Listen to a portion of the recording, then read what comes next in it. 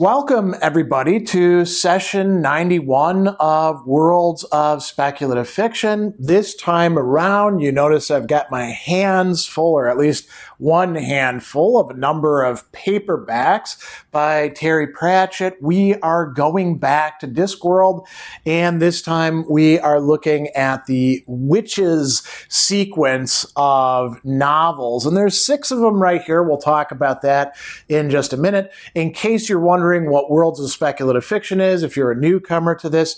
So this is an ongoing series that was originally in person, hosted at the Brookfield Public Library.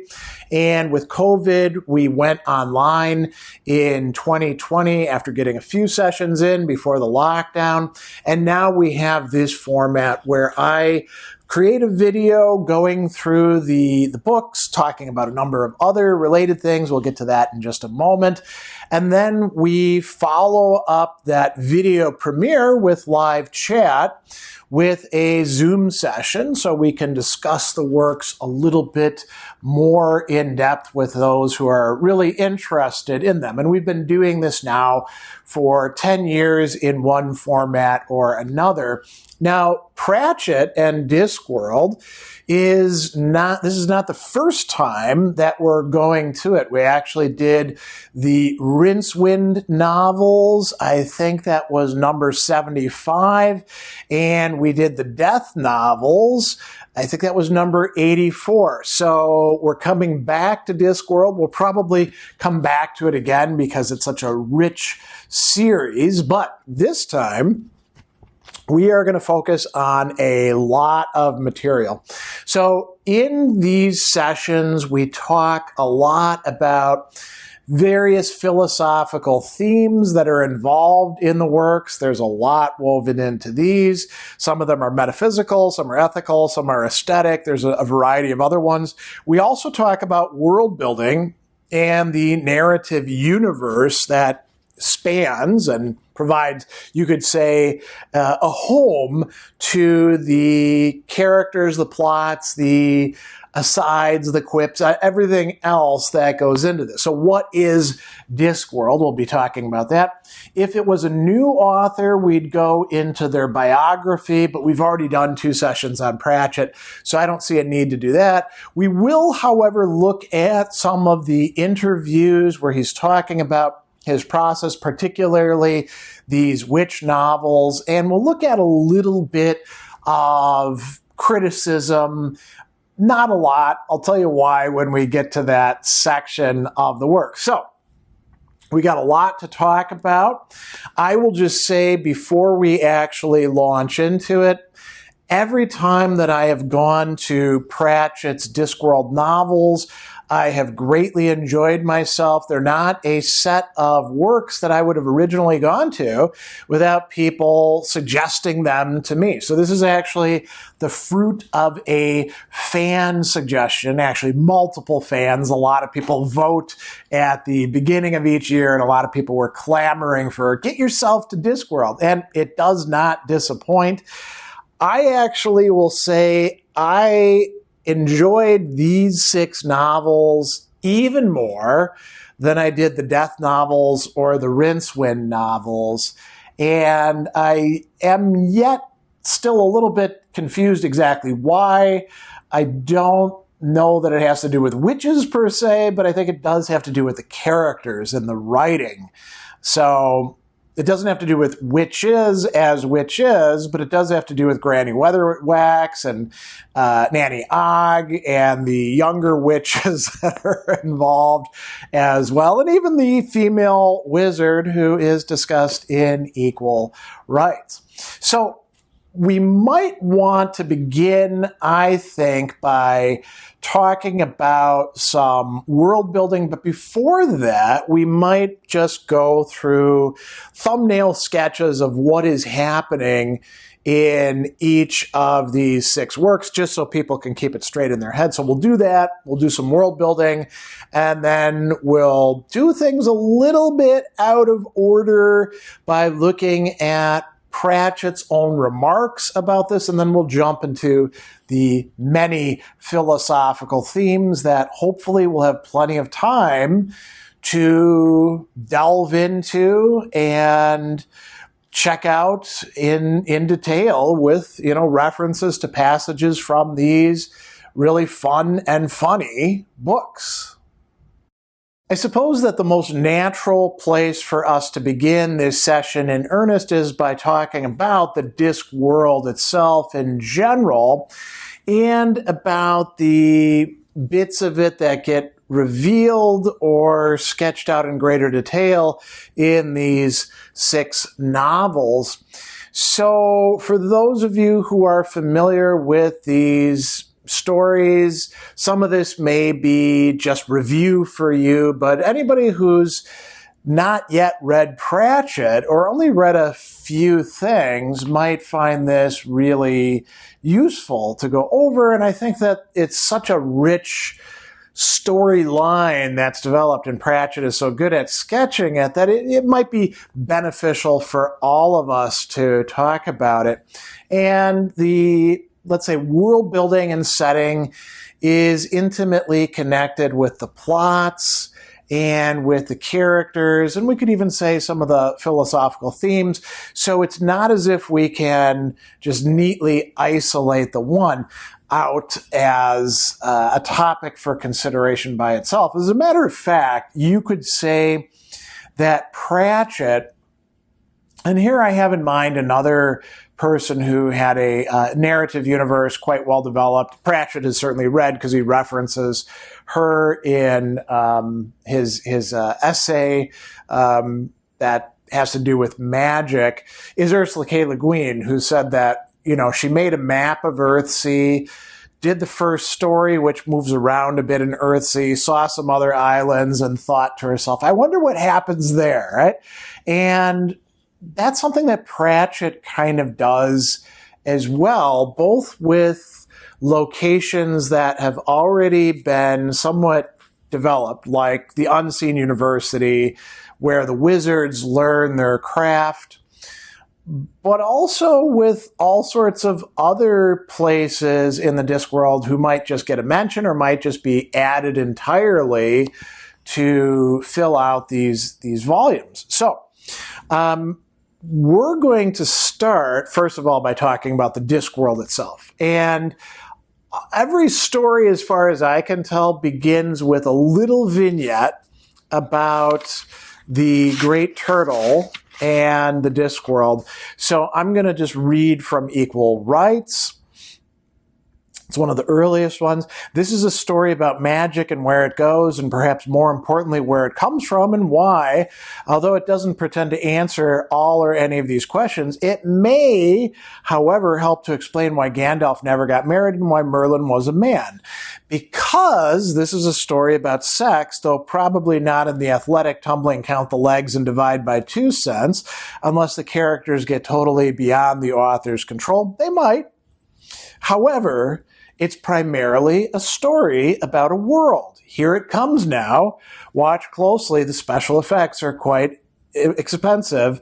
A bass note sounds. It is a deep vibrating chord that hints that the brass section may break in at any moment with a fanfare for the cosmos.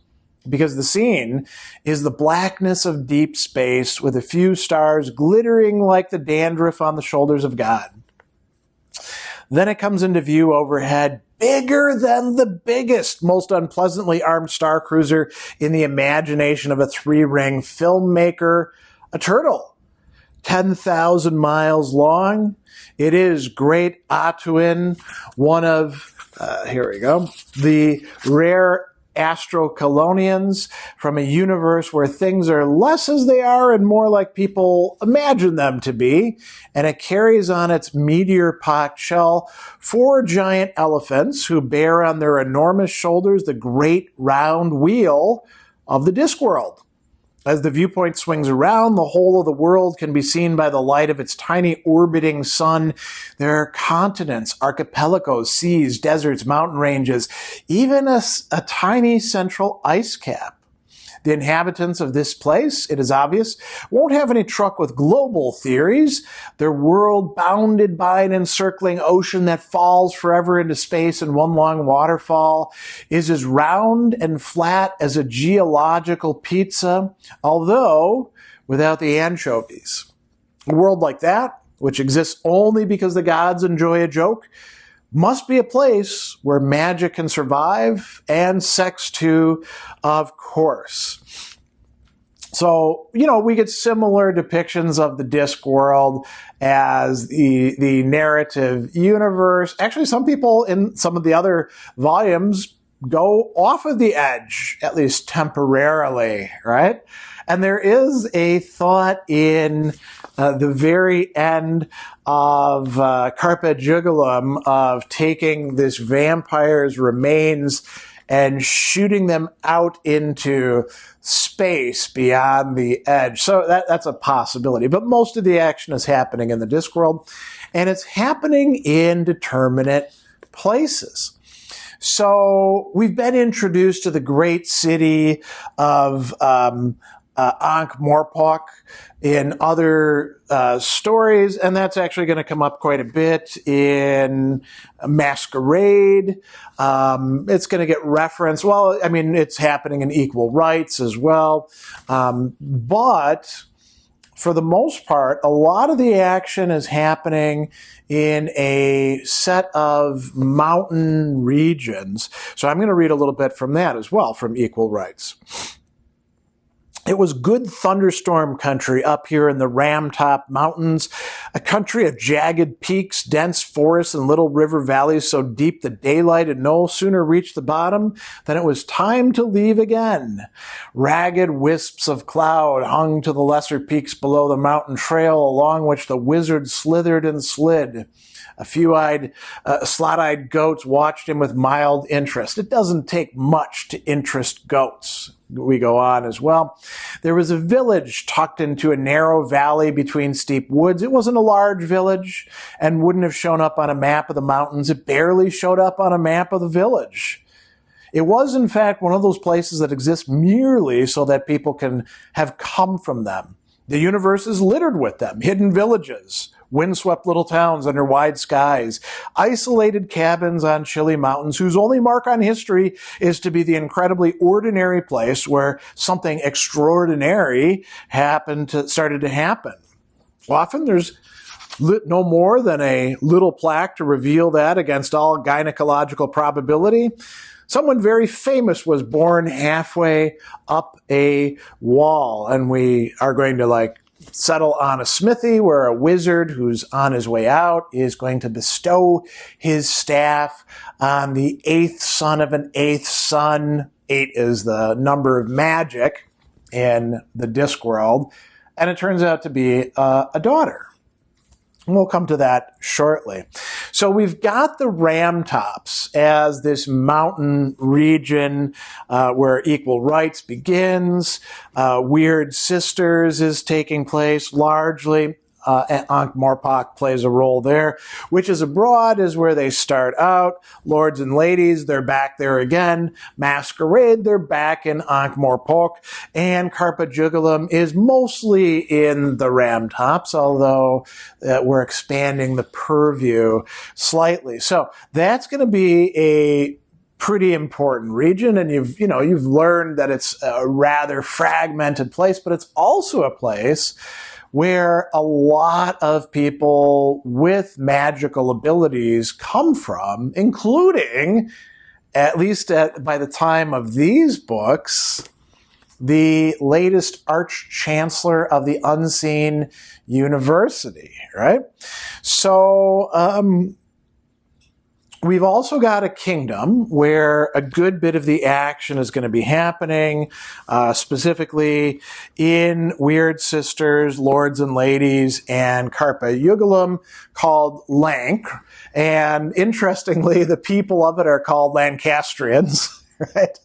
And it's just one more kingdom of a whole bunch of other ones, but it happens to be the one that matters for the people involved in these stories. And it's got, a king. There's some efforts by one of the kings to democratize things, but people aren't really into that. They're like, well, you should be doing the work because you are the king. You're entitled to rule over us, and we'll see whether we want to follow your orders or not. And it's a fairly small and impoverished kingdom, so not an awful lot of functionaries working for it. Then we also do have, quite a few things happening at the Unseen University. A good bit of equal rights is taking place there. People from the Unseen University are coming in Lords and Ladies, the Archchancellor, the librarian, who's an orangutan, a few other people as well. And we're going to get some interesting things about other places in Ankh-Morpork. In particular, those that are associated, we could say, with the arts in one way or another. So we have traveling theater people. They're going to play a role in Weird Sisters. There's talk of the Disc Theater there. And then a lot of masquerade is going to be happening at the Opera House of Ankh-Morpork. And we find out that a lot of these things are actually located in one quarter of the city, so they can keep, the problematic people, at least some of them, because almost everybody's problematic in that city, cooped up in one space, and the city guard can, maybe keep an eye on what's going on there. We also get travel in Witches Abroad, which, makes perfect sense by the title, to another land, a sort of distant, exotic land, which is called Genoa, right? And it's clearly something foreign. There's maybe a bit of Italian to it, a bit of French, a bit of New Orleans and, Louisiana to it. There's a number of things. And they travel along and hit some other villages on the way to get there. There's even swamps surrounding it. Voodoo takes place there. And then the other important location, also, in the vicinity of the Ramtop Kingdoms, is found in Carpe Jugulum, and it is where the vampires, whether traditional vampires or vampires, as they're spelling it, the new modern vampires, are coming from to take over the kingdom of Lank, and that is called Überwald, right? Über, German term, transcending, above. Wald is wood. So this is supposed to be kind of a, Gothic territory where vampires and also werewolves live. And they're, the vampires are a little sick of that, so they're going to take over Lank, and they almost succeed, excuse me, in doing so. So those are the main settings, and, we're getting a good bit of discussion of what's going on. There's, things like, for example, a circle of magnetized stones that are there to keep the elves back in their dimension. And so we should also mention that there are a few parallel worlds or universes that are brought up in this and play some role. And to begin with, there are parallel universes with parallel people being discussed in Lords and Ladies, in which each of us has made different choices, perhaps, marrying somebody who we had some sort of connection with, but then decided not to, like Esme Weatherwax does in a parallel universe with the guy who will become the Arch-Chancellor, but instead goes off to Unseen University. There's also something called the Dungeon Dimensions, and these have been brought up before. That's going to play a role in Equal Rights, where one of the main characters is going to be drawn into and then is going to be, trying to rescue this very talented, not great at explaining what he's doing, young wizard in training who has been essentially taken over by the Dungeon Denzians. There's also another parallel universe, the parasitic universe of the elves. And the elves, as we're going to talk about a little bit later, nothing like elves in most other fantasy settings. They're not good people. They're pretty wicked, pretty awful things. And they inhabit another dimension, and we don't want them coming in here, the lords and ladies, as they're called. So that gives us enough of the setting. We should also talk briefly, and we're going to go into greater detail with some of these, about some of the important characters. So these are the witch novels, and what we really are interested in the most, I would say, as far as characters go, although a lot of other characters are pretty cool in this, are those who are witches or the one female wizard who's going to play a role in Equal Rights, massively important one, but then not be part of the other novels. So we're introduced to Granny Weatherwax in Equal Rights.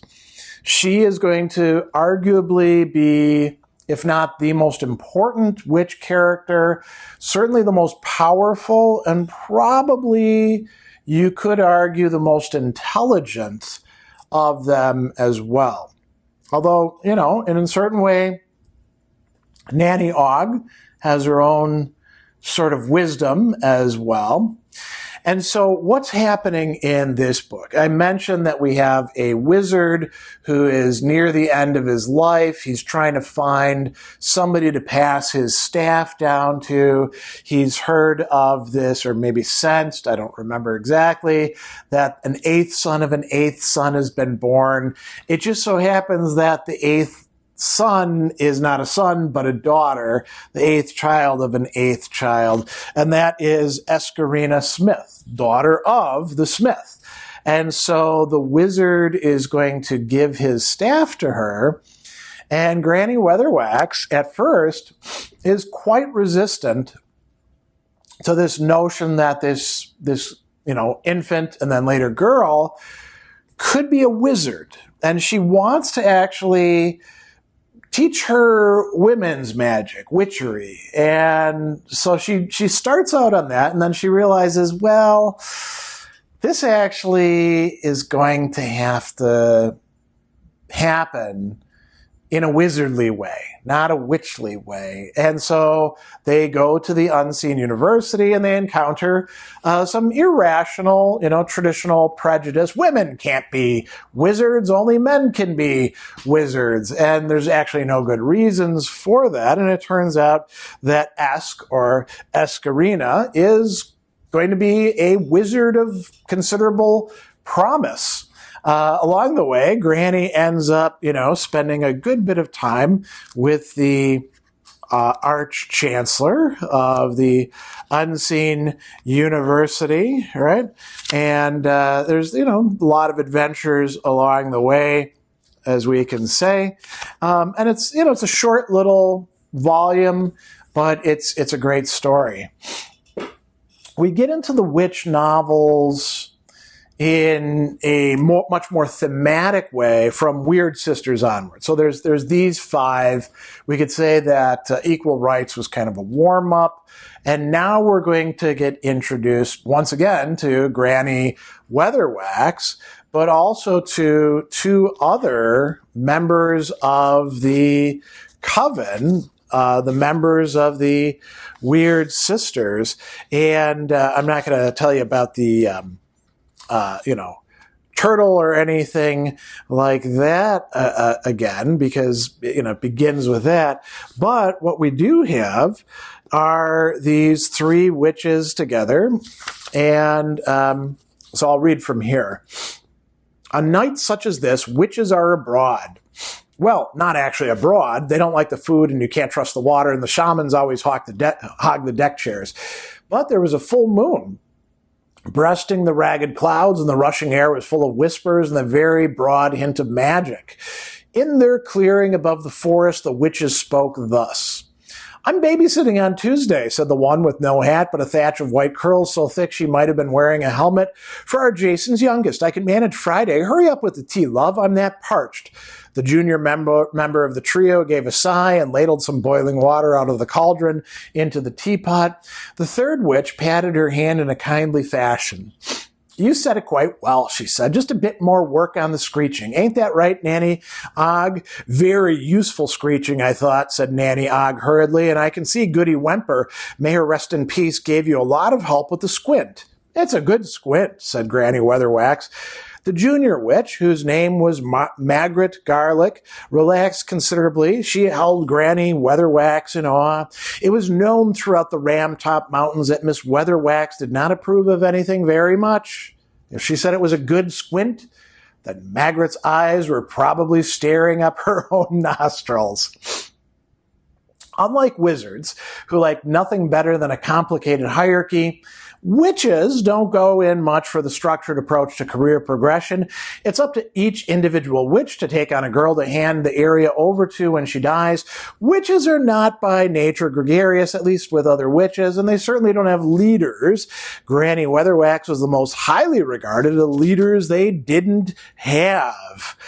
Margaret's hands shook slightly as they made the tea. Of course, it was all very gratifying, but it was a bit nerve-wracking to start one's working life as a village witch between Granny and, on the other side of the forest, Nanny Ogg. It had been her idea to form a local coven. She felt it was, well, more a cult. To her amazement, the other two had agreed, or at least hadn't disagreed much. An oven? Nanny Ogg had said. What do we want to join an oven for? She means a coven, Githa, Granny Weatherwax had explained. Like in the old days, a meeting. A knees up, said Nanny Ogg, hopefully. No dancing, Granny had warned. I don't hold with dancing or singing or getting overexcited or all that messing about with ointments and similar. Does you good to get out, said Nanny happily.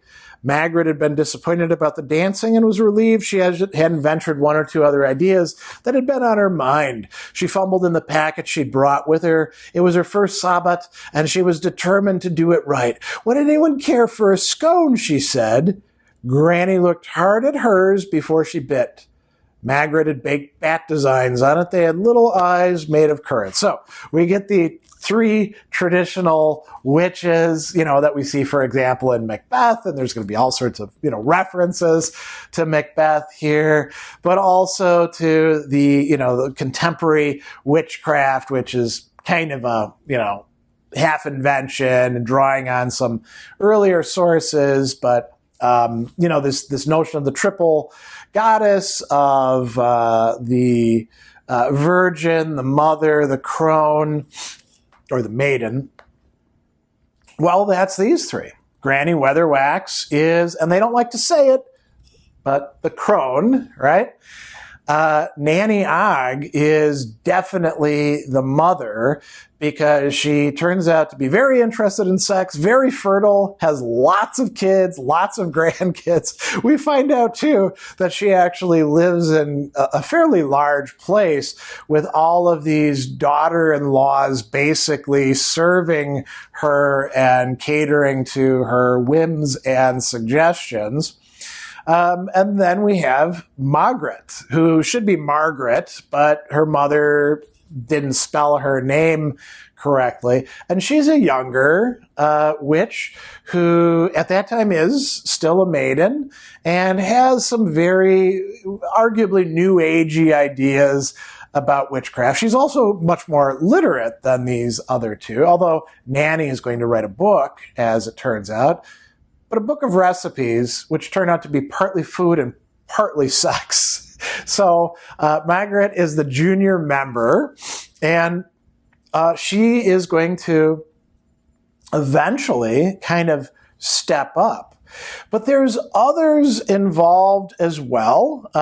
We have, by the time that we get to Lords and Ladies, oh, by the way, in Weird Sisters and Witches Abroad, it's those three, Granny, Nanny, and Margaret, who are the trio. And actually, Margaret gets to step up a bit because it turns out she gets to be a fairy godmother because Desiderata has passed that down to her.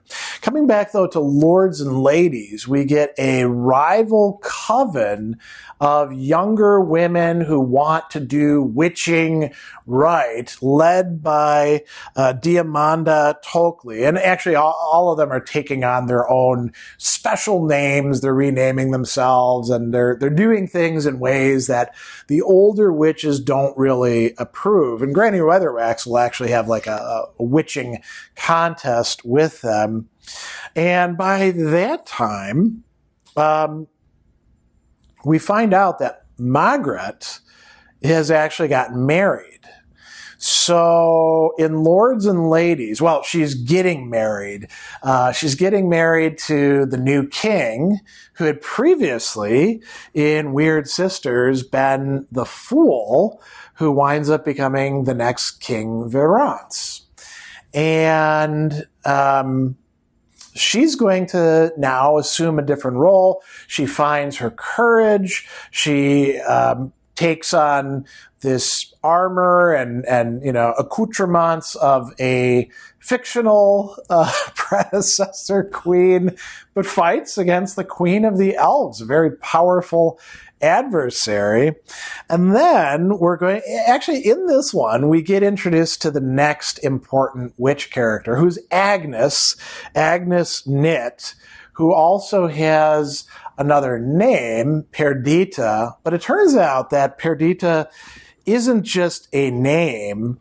It's also, you could say, not just an alter ego. She has two people inside of her. Usually Agnes, who's kind of shy and self-effacing, is in charge. Perdita is the opposite. She is blustery. She is bold. She will take action. And they can't both have the body at the same time. So we take up Perdita's and Agnes's story again in Masquerade. As Agnes goes to Ankh-Morpork, she has a great talent as a singer, and she becomes part of the opera there. Now, she's also a very big woman, physically speaking, so she doesn't get placed as she ought to be. And Perdita is involved in this as well. Meanwhile, Granny Weatherwax and Nanny Og also go both to scope out Perdita, or Agnes, to see whether she might not become the new third witch in the coven. Because Margaret has now essentially become a queen. She doesn't have time for doing witchy stuff anymore, at least while the plans are going on.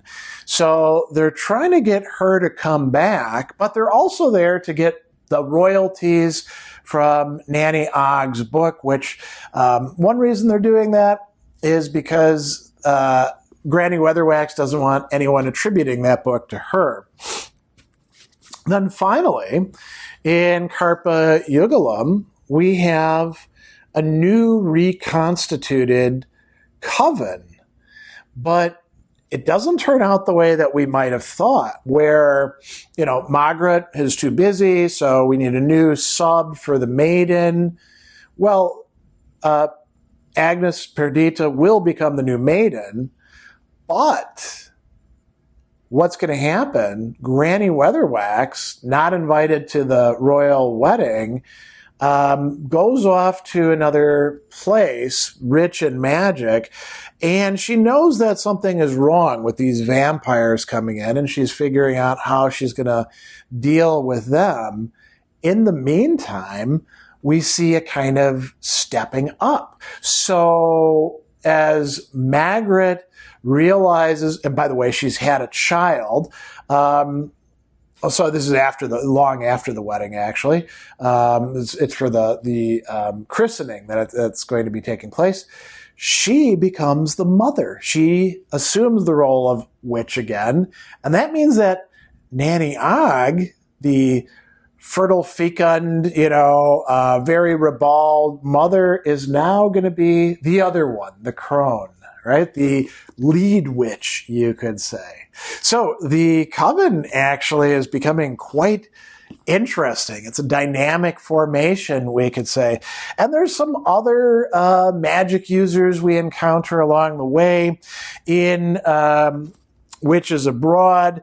Not only do we encounter an evil witch, Lilith, who turns out to be related to Granny Weatherwax, her older sister Lily, right, who's in charge of an entire kingdom, but also Ukuli Gogol, who's a voodoo practitioner there in Genoa, who has Baron Saturday, a dead man, working with her. This is supposed to be, Baron Samedi, right? And then interestingly, lords and ladies, we get to know an awful lot about this Arch-Chancellor, Mustrum Ridiculi, who, as it turns out, is from that very same area and at one time was involved with Esme Weatherwax. So Esmeralda, actually. So there's a possible, maybe they'll get together, but then they decide, no, it's better to remain friends with each other, even though it's clear that there was a flame between them. There's some other important characters that we meet along the way that are involved with these witches.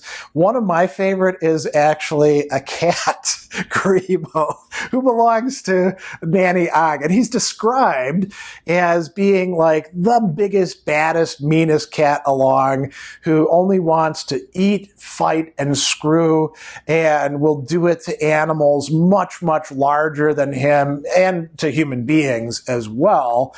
And Nanny Ogg, everyone else sees him as a holy terror.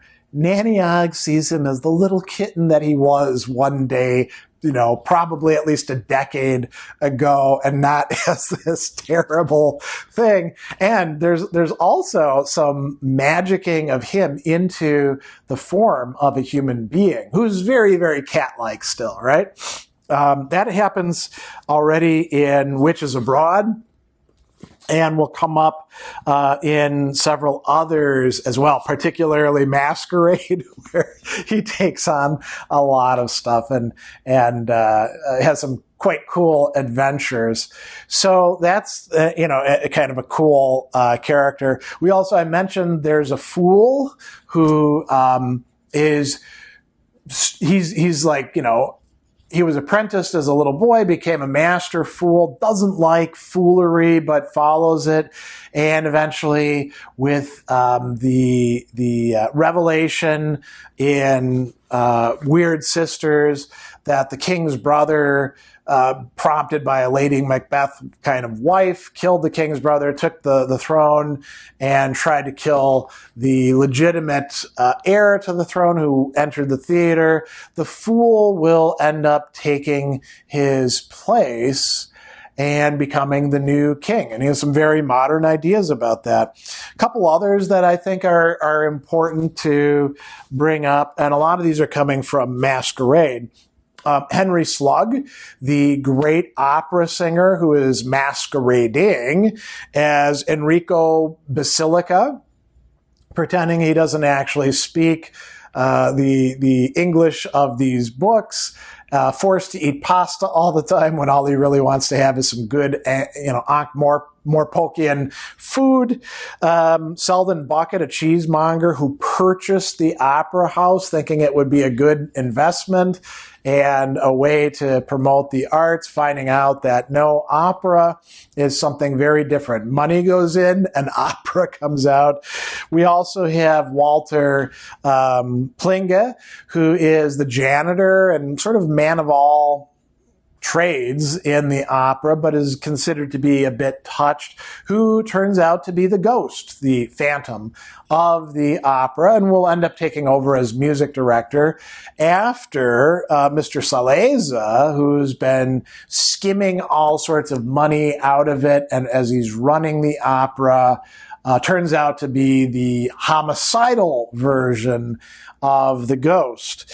The other character who I think is particularly worth mentioning only comes in Carpe Jugulum, and that is the Reverend Oates.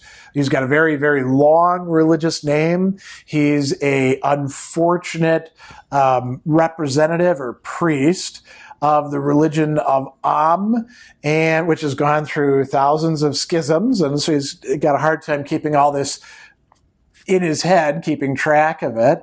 And he turns out to be one of the people important in fighting the vampires, not least because he's got so much clutter up in his head, they can't cloud his mind effectively. So that's a lot of sort of background about what's going on. We have a really, kind of a cool meandering set of plot lines, storylines, taking us from place to place, showing us development of these characters, people stepping up, changing their mind about some things, getting revealed as more than we thought over the course of these novels. So I think that might give you enough to go on at this point. If you haven't read these, and hopefully if you have read these, you recognize the things that I'm talking about without thinking that I've gone too far away from what Pratchett himself has laid out for us. When we have the opportunity to learn from an author what their own point of view and process is, it's always worth delving into. And again, if you want more of that about Pratchett, about his writing process in general, or his thoughts about magic per se, or, worlds that are flat, you can go to the earlier sessions. I have picked out a few excerpts from interviews and also an interesting short essay or address that he authored, which is helpful. It's called Why Gandalf Never Married. It was a 1985 talk, and that's going to be feeding into the mindset having to do with these witch novels. And I actually read through quite a few academic articles, even a few theses, some academic materials on Pratchett. And actually, I didn't find much of it all that enjoyable to read or all that interesting. So I'm not going to talk about much of that. There's just one that I'd like to bring up and think about a little bit at the end. And then after this, we'll talk about some of the important philosophical themes of the work. I think this will do a little bit of stage setting for us. So the first interview I want to begin with is with Sarah Byrne, and she asks Terry Pratchett, who is your favorite character? And he says, pass. Most of them I like. Possibly Granny Weatherwax, who is, a very important character in all of these witch novels. She is the midwife / witch who takes the young wizard to the unseen university in this one, and then she's essentially the leader witch for the rest of them as well. So that's an interesting point of view, right? If he had to pick a favorite character, Granny Weatherwax. And then she asks, are there any of your characters based on people you know? Do they know? And if so, when are the libel cases? And so he says, I know someone named Geetha. She is of pagan persuasion, but she bears no relation to Nanny Ogg. But we decided she could sue me for reformation of character. What she objected to was me saying that Nanny Ogg liked small children, and she doesn't like small children. Nanny Ogg is based fairly closely to one lady I used to know, but a lot of it is based on observations. Everyone has met a Margaret. You can't throw a brick at a New Age bookshop without hitting at least one Margaret, who is the, newer kind of witch who becomes a queen. In the Misrule interview, he's asked, do you start with story or character? And so he says, it might be a story, it might be a character. Weird Sisters began with a joke, which was the joke at the beginning, and I knew very little about the rest of it. The witches, well, Granny Weatherwax already existed, and the other witches just sprang fully formed. I'm a great believer in the silent writer inside. Back in the 60s, I experimented with dope because people did in the 60s, and I remember saying, well, this is supposed to make me very creative. So I had a little smoke, and I thought, well, okay, I'll sit by my typewriter. If Huxley is allowed to do it with mescaline, I thought at least I should be allowed to do it with. So I thought, I'll type what's going on. I remember looking at the key and thinking, that A key, what a superb A key that is. That's a great A key. Wow, look at it. And there's all these other keys, and there's numbers there as well. Anything I want to write, it's all here, all contained in this keyboard, and is anything I want to write. So I just sort of drooled like an overgrown setter. You wouldn't know what I'm talking about, of course, and because nobody can stop me from saying in public what I think, I say to kids, this is why you shouldn't do drugs. Not because they're bad for you, because some of them aren't that bad for you, but they'll turn you into a hippie. But what sometimes is necessary is to find a way of allowing. I always say the subconscious writer, but allowing the ideas that are floating around, looking for a place to settle, find a way of switching off sufficiently to allow them to do so. That's why, and I'm not the only person to say it, you often get ideas when you're driving a car because various parts of your mind are actually taken up with the job in hand, which means that something else comes through from the back. Listening to music can do the same sort of thing. So some interesting observations there. Then the L-Space interview, we're going to get into some more, let's say, central themes, aesthetic themes to the work. So he's asked, although Discworld novels have sold over 4 million in the UK alone, they're still difficult to categorize. Are they humor or are they fantasy? So Terry Pratchett says, bit of each really, but it all depends on how you judge genres. If you set a novel in the Arizona of 1855, it will not necessarily be a Western. It might be a romance. But you can set a book in Newcastle of 1993, and it could indeed be a Western. A Western is not just defined by scenery and hardware. It's more a matter of ethos and appeal. Much the same applies to humor. Humor is like a color. Before you apply a color, you must have something that you want colored. Humor cannot be a thing that makes you go, ha ha, and sets you off looking for the next laugh line. Humor has to be something you apply to what you're writing. And if I'm writing fantasy, then it's therefore fantasy with humor, not humor with humor. Then he goes, right now, Corgi and Terry are celebrating 10 years of the Discworld, and celebrations include the paperback edition of Terry's latest report from Discworld, Lords and Ladies. Right in the center of Lords and Ladies, I have my 3 witches. What they do is make a single character with 3 facets. Granny Weatherwax is someone who's chosen a certain path through life and sticks to it no matter what. Nanny Ogg is a much more mollifying, kiss it better and have a whiskey approach. And Margaret is kind of an ex-hippie with so many hang-ups that even when things are going right, she gets it all wrong. Put them together, and they immediately start arguing, and it's a lot of fun to work on the interplay between them. They're also, now notice we're coming back to this theme, natural vehicles for humor. Take Margaret, for example, in Lords and Ladies, she marries and so gets to be queen of Ankh-Morpork. Actually, not that, but Lank, right? So she practices all the things that queens do, and we get this passage early in the book. She'd spent the whole morning trying to learn to do tapestry because Millie assured her that's what queens did in the sampler with its message. God bless this, and it's spelled H-O-S-U-E, house, was even now lying forlornly on her chair. Pratchett goes on, there is, of course, nothing terribly funny about misspelling house, but in the context of Lords and Ladies, it becomes funny because of the character of Margaret and the situation in which she finds herself. It is the way people behave, what they do, that tells you about them. If you tell me that there is a man of, say, 50 and he keeps his money in a purse, then I can tell you a lot about him. I can also almost tell you what kind of cat he will drive. If you tell me about an old lady who drives a Morris 1000, then right away I will have a good idea of her character. There would be no need of a great wodge of description.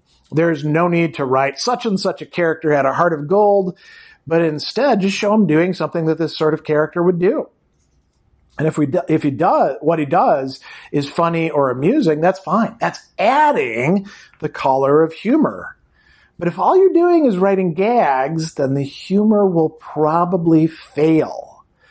What I prefer to write is what I would call a British style of humor, a humor that sidles up to you. And he continues, I also think it's important to remember that dialogue may well tell you something about the character and it furthers the plot in that way, but dialogue should not be used simply as a vehicle to explain the plot. I see quite a lot of manuscripts from people who write to me asking my opinion, and there's a great deal of dialogue that I would summarize as, yonder lies the palace of my father, the king, who, as you well know, and in comes a lot of background. It's the kind of info dump technique.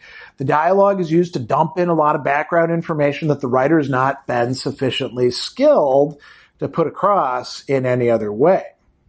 So he finishes by saying, it's characters who dominate. And that is a point I always make to would-be writers. Get your characters together, let them talk to each other.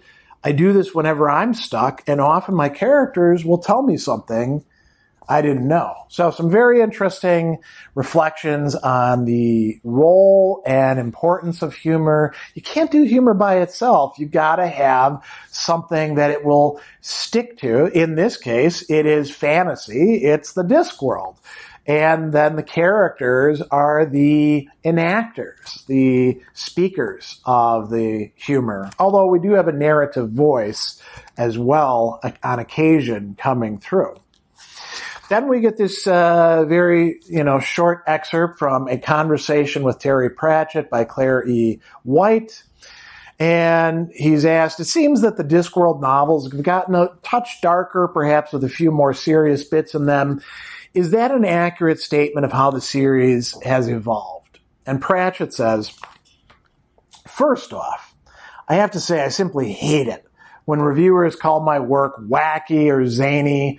Those people are going to be hunted down by the mafia. Seriously, I suppose around the 5th or 6th Diskworld book, I discovered the joy of plot. I think it was Esser Friesner who said you have to have tragic relief. If a book is nothing but funny, then it is nothing but funny. There's no contrast, and it's hard to take anything seriously. It's hard to worry about the fate of a character. You do need those moments where you bring people down to earth. And then here's an interesting second question. A theme that also seems to run through the books is the effects of people's beliefs actually shaping reality. Is that true?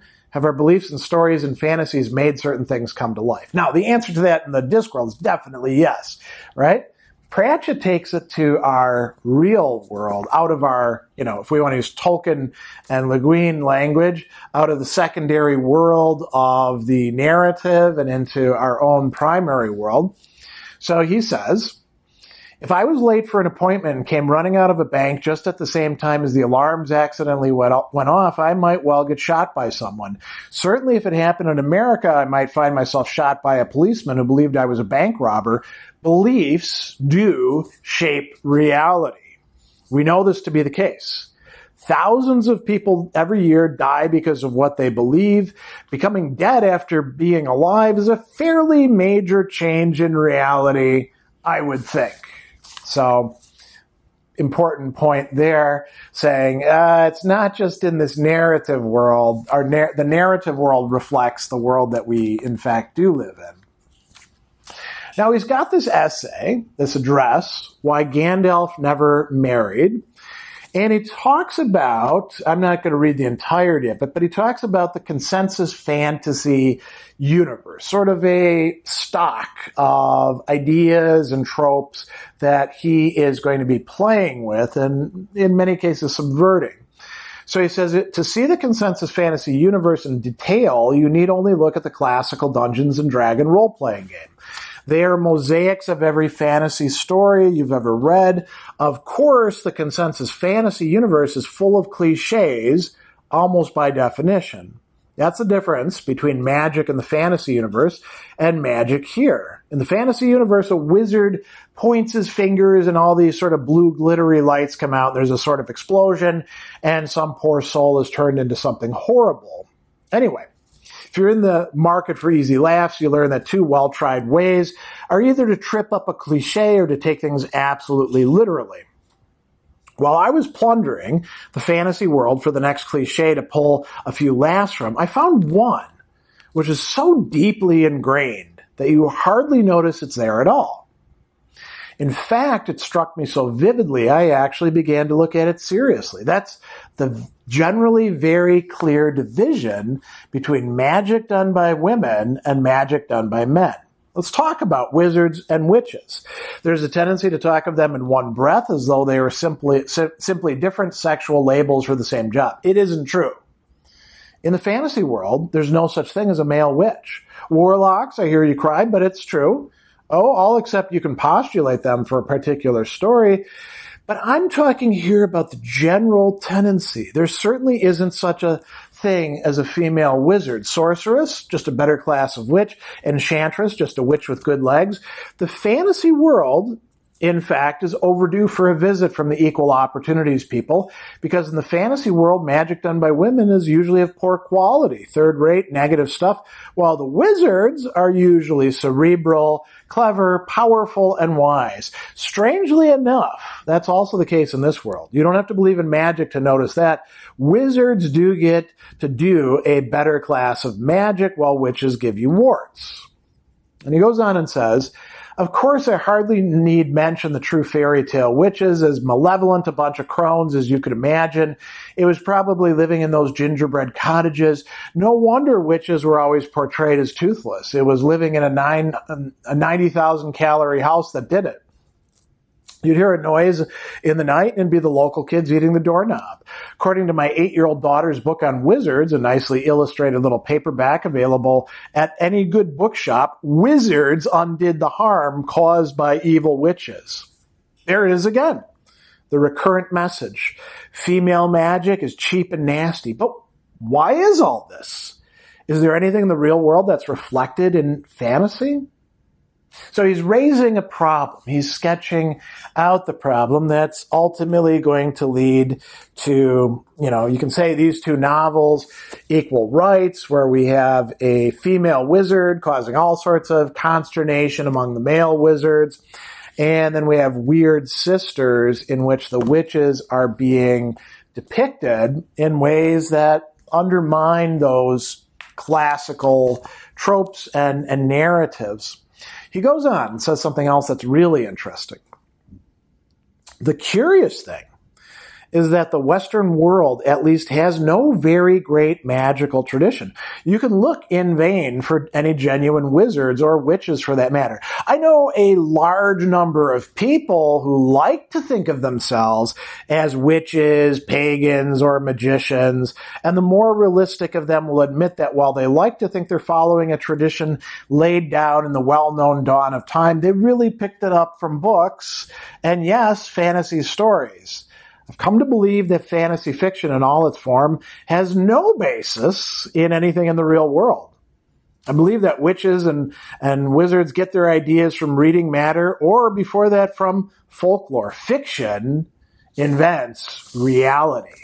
And he goes on and says, despite the claim that 9 million people were executed for witchcraft in Europe in the 3 centuries from 1400, this turns up a lot in books of popular occultism, and I can only say it is probably as reliable as everything else they contain. It is hard to find genuine evidence of a widespread witchcraft cult. I know a number of people who call themselves witches. No, they're witches. Why should I disbelieve them? Their religion strikes me as woolly but well-meaning and at the very least harmless. Modern witchcraft is the friends of the earth at prayer. If it has any root at all, they lie in the works of a former colonial civil servant and pioneer naturalist called Gerald Gardiner, but I suggest that it's all really based in a mishmash of herbalism, 60s undirected occultism, and the Lord of the Rings.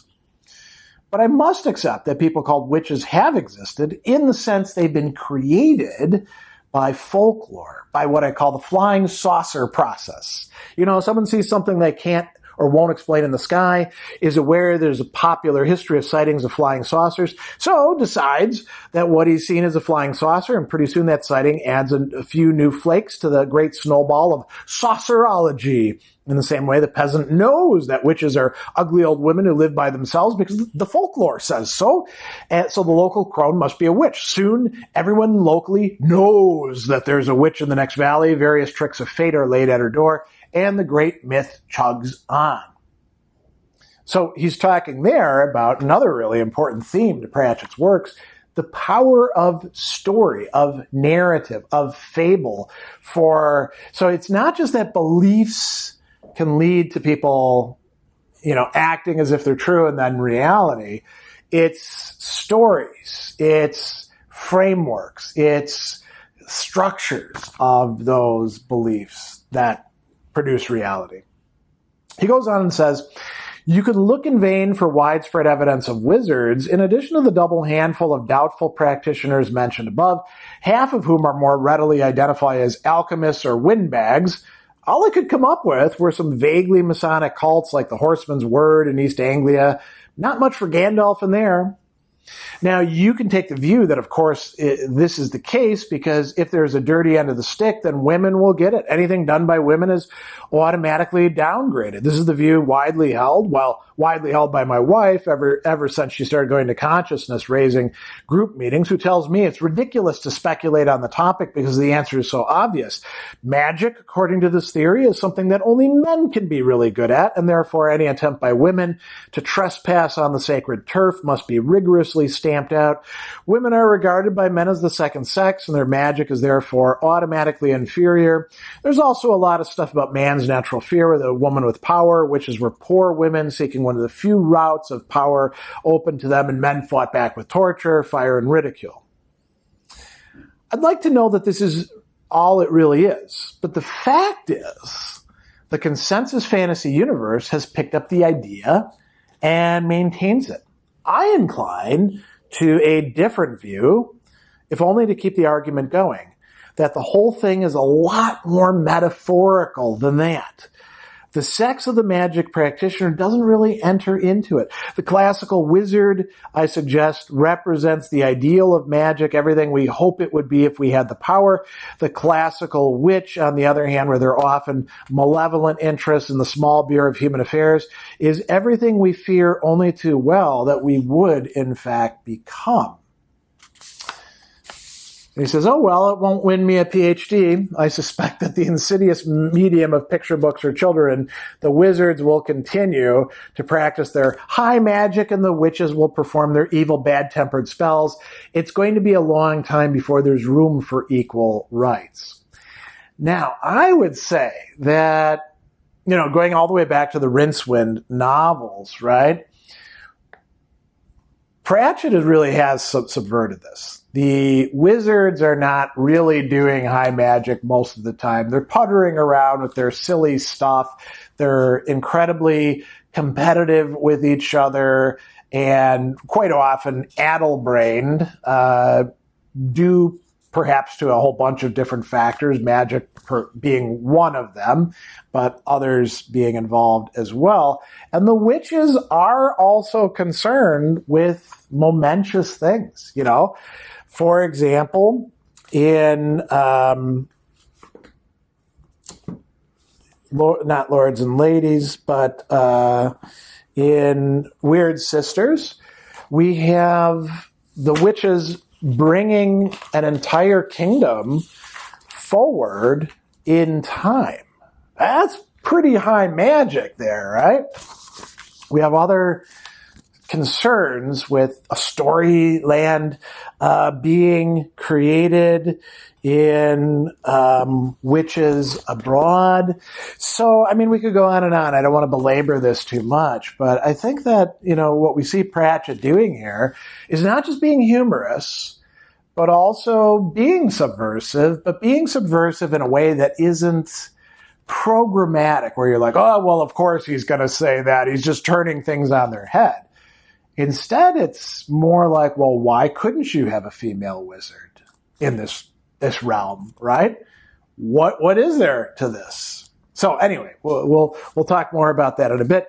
There was one academic article that I thought was worth bringing up. It's got a very, typical title to it. Toying with Fantasy, the Postmodern Playground of Terry Pratchett's Discworld Novels. And it's about, it's about a lot of things, but the part that I'm interested in is about this narrative universe, the secondary world, as Tolkien and Leguin and many others have called it. So he's interested, is Daniel Luthi, in what's going on in Pratchett's stories and how does it connect with humor. So he says, the more complexity a secondary world gains, the greater the dangers of repetition and contradiction become. Going back to Woolf's three major axioms of secondary worlds, so he's invoking a fantasy theorist, invention, completeness, and consistency, they become exponentially important the more we learn or read about a secondary world. And this is, Pratchett's Discworld, a secondary world that has been developed at great, great length, right? With, dozens of books. The more complete a world is, the harder it is to remain consistent, since additional material has to be fit into existing material in such a way that everything makes sense. Completeness also demands more invention as more of the world is revealed. The more invention a world contains, the more difficult it is to keep everything in the world consistent, since every primary world default that is changed affects other aspects of the world, and those changes in turn cause more changes. Likewise, consistency will limit what kind of invention is possible as a world grows. Therefore, all three properties must be considered simultaneously as the world takes shape and develops. This is Woolf again. So Luthi is going to say all these conditions are fulfilled on the Discworld. It gains in completeness and consistency as new novels are written, that is invented, and published. Tolkien's credo of moderate and careful invention, however, is still violated when the Discworld is introduced as unusual and possibly impossible at the beginning of Witches Abroad. Aesthetic illusion is, if not destroyed, then at least interrupted with this joke. I'm going to come back to that in a bit. I don't think that's actually the case. Pratchett's fantasy fiction, therefore, contains a major problem. The secondary world is not free from being made fun of. Particularly in the first Discworld novels, we do encounter inconsistencies and alternate versions of the Discworld, some of which are even emphasized and derided. The fact that the Discworld is a fantasy, literally an invention, is not hidden from readers, and we never quite forget the Discworld is a game, an experiment. A fact made obvious as early as in the first novel, where we watch the Discworld gods playing a board game with the characters we encounter in the book. Pratchett's fondness of parody can be destructive to suspension of disbelief, because every time we recognize a parody of Lord of the Rings or another fantasy classic, literary belief may be interrupted. To avoid too much explicitness with these references and to evade the trap of commercial parodies, a different approach was necessary. For Pratchett, this meant taking the biggest weakness of his books, the humor, threatening internal consistency and suspension of disbelief, and turning it into one of the Discworld's greatest strengths, namely satire. Like Jonathan Swift and Oscar Wilde, Pratchett began to employ humor not simply to evoke laughter, but to address serious issues by ridiculing them. So here's another quote, "Humor is much more than laughing at the ugly, whether it be at ugly people or ugly situations, at what Bakhtin labels the grotesque, the physically excessive body. It is a change to describe and some extent criticize the real world. In his fantastical comic space, Pratchett can good-humoredly offer such criticism. It seems likely, as Socrates argued, that a writer like Pratchett knows how to write a tragedy, and there's a reference to kind of one person write comedy and tragedy at the same time coming from the Symposium. But for now, we should appreciate the liberation through laughter he offers us." And he finishes up by saying, "Over the years, the Discworld has lost its explicit pastiche nature and moved beyond merely making fun of stereotypical plots and protagonists. The first Discworld novel was almost entirely a simple parody of genre fantasy, but the baffling and wonderful thing about the Discworld novels is that they did not simply remain fantasy parody or anything else.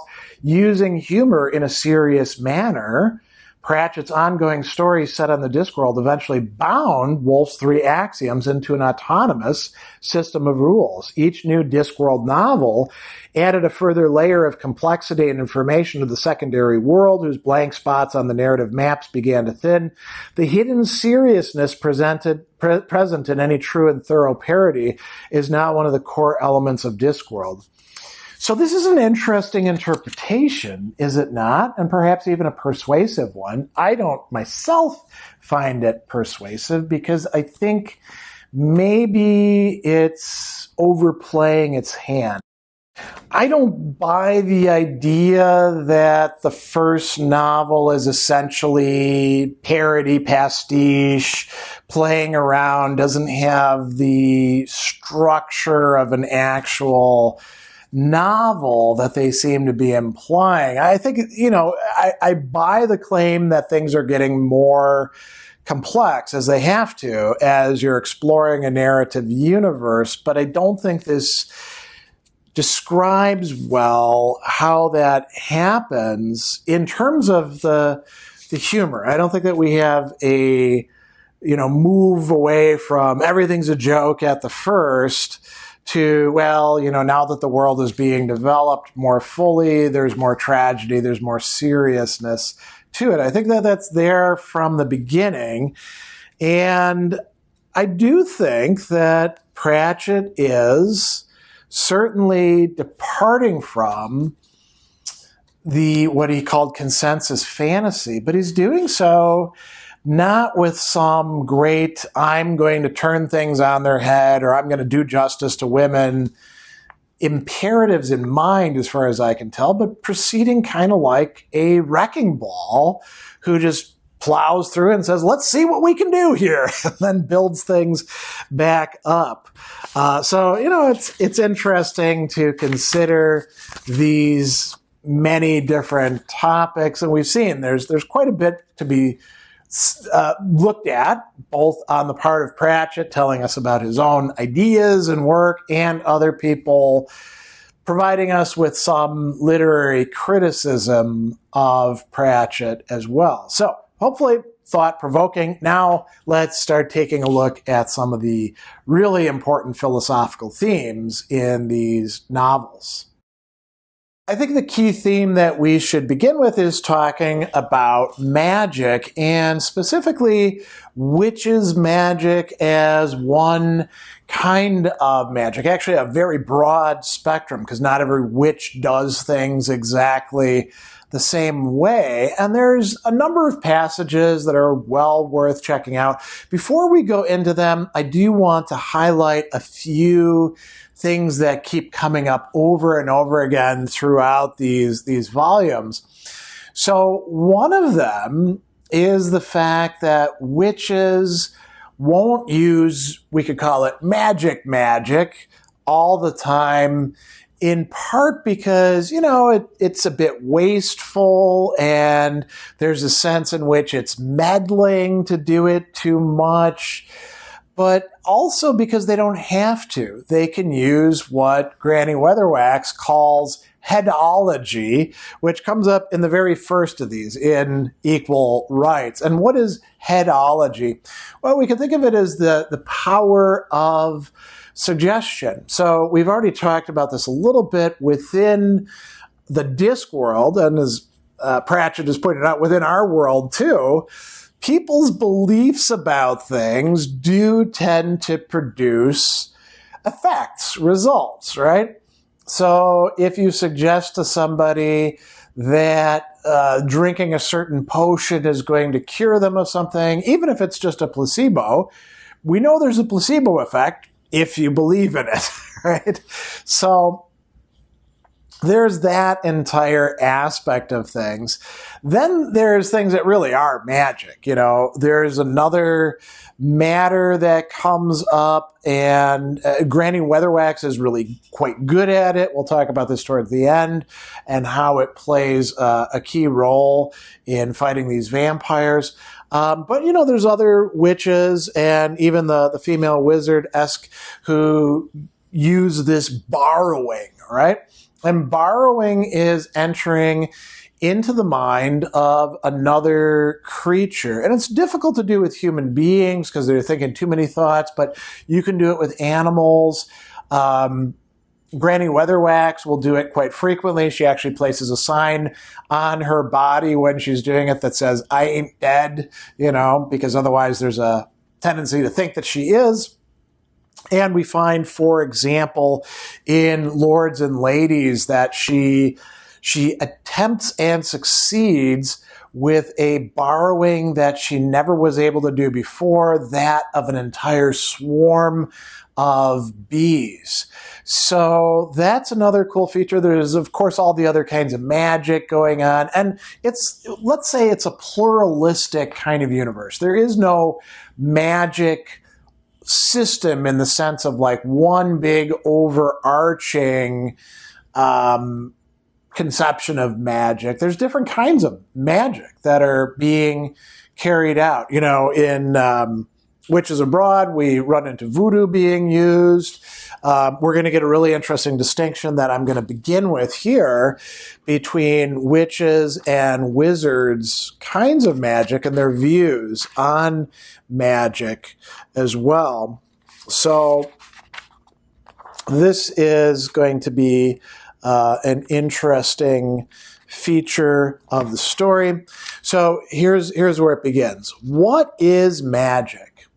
There is the wizard's explanation, which comes in two forms depending on the age of the wizard. Older wizards talk about candles, circles, planets, stars, bananas, chants, runes, and the importance of having at least 4 good meals every day. Younger wizards, particularly the pale ones who spend most of their time in the high energy magic building, and there's actually a footnote here where they're talking about like reality fragments and research and flavors and all that. So coming back to this, they chatter at length about fluxes in the morphic nature of the universe, the essentially impermanent quality of even the most apparently rigid space-time framework, the implausibility of reality, and so on. What this means is they've got a hold of something hot and are gabbling the physics as they go along. A little bit later, about 15 pages later, we picked up this thread. What is magic? Then there's the witch's explanation, which comes in two forms, depending on the age of the witch.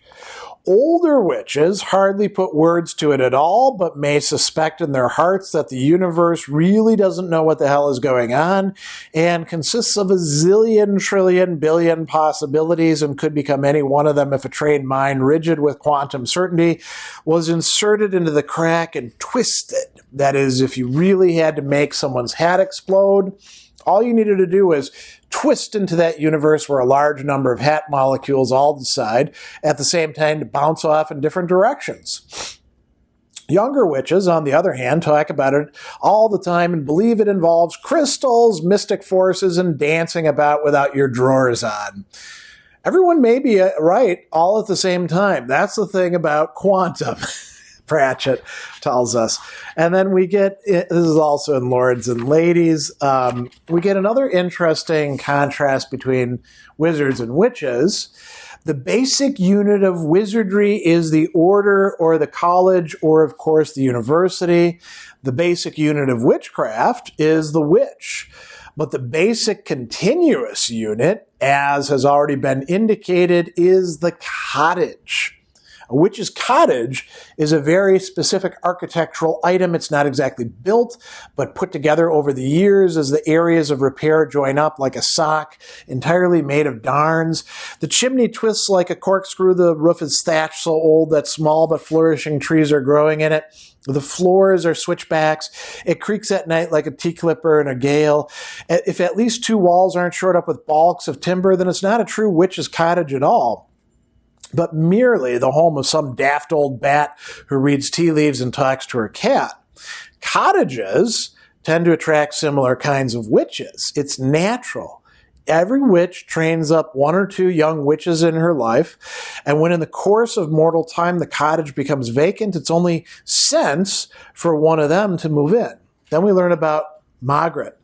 Margaret's cottage traditionally housed thoughtful witches who noticed things and wrote things down. Which herbs were better than others for headaches? Fragments of old stories, odds and ends like that. There were a dozen books of tiny handwriting and drawings, the occasional interesting flower, unusual frog, pressed carefully between the pages. It was a cottage of questioning witches, research witches. Eye of what newt? What species of revenge, salt sea shark? It's all very well a potion calling for love and idleness, but which of the 37 common plants called by that name in various parts of the continent was actually meant? The reason that Granny Weatherwax was a better witch than Margaret was that she knew in witchcraft it didn't matter a damn which one it was, even if it was a piece of grass. The reason that Margaret was a better doctor than Granny was that she thought it did. So we get some really interesting contrast there, and the role that belief plays in witchcraft. So let's start then by looking at equal rights. There's just a few passages that I've got picked out that I wanted to bring up. And so at first, Granny Weatherwax resists the idea of Esk going to the unseen university, and she's talking with a tree, right? So she's thinking about these things, and the tree says, bully me then, just because I'm a tree. Typical woman. At least you're useful now, thought Granny. Better a tree than a wizard, eh? It's not such a bad life, thought the tree. Sun, fresh air, time to think. Bees, too, in the spring. And she says, I've come about the girl Esk. A promising child, thought the tree. I'm watching her with interest. She likes apples, too. You beast, said Granny, shocked. What did I say? Pardon me for not breathing. I'm sure. And then she thinks, you must let her go. The magic is starting to come through. Already? I'm impressed, said the tree. It's the wrong kind of magic, screeched Granny. It's wizard magic, not women's magic. She doesn't know what it is yet, but it killed a dozen wolves tonight. Great, said the tree. Great, supposed she'd been arguing with her brothers and lost her temper, eh? Well, then you must train her, the tree said. Train? What do I know from training wizards? Then send her to the university. She's female, hooted Granny, bouncing up and down on her branch. She's in the form of an owl. Well, who says women can't be wizards? Granny hesitated. The tree as well might have asked why fish couldn't be birds. She drew a deep breath and started to speak and stopped. She knew a cutting, incisive, withering, and above all, a self-evident answer existed. It was just that, to her extreme annoyance, she couldn't bring it to mind. Women have never been wizards. It's against nature. You might as well say that witches can be men. If you define a witch as one who worships the pancreative urge that is venerates the basic, the tree continued and began and continued for several minutes. Granny Weatherwax listened in impatient annoyance to phrases like mother goddess and primitive moon worship, and told herself she was well aware of what being a witch was all about. It was all about herbs and curses and flying around nights and keeping on the right side of tradition, and did involve mixing with goddesses, mothers, or otherwise, who apparently got up to some questionable tricks, right? So she says, that's witchcraft, is it? It's theoretical basis, yes. You wizards certainly get some funny ideas.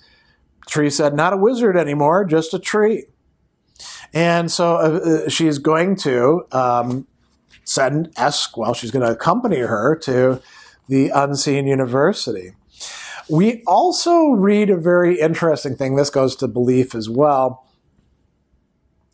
Esk had not been trained, and it is well known a vital ingredient of success is knowing that what you're attempting can't be done. A person ignorant of the possibility of failure can be a half brick in the path of the bicycle of history. And so she's trying to move this staff, and she shouldn't be able to do it, but she does do it, right?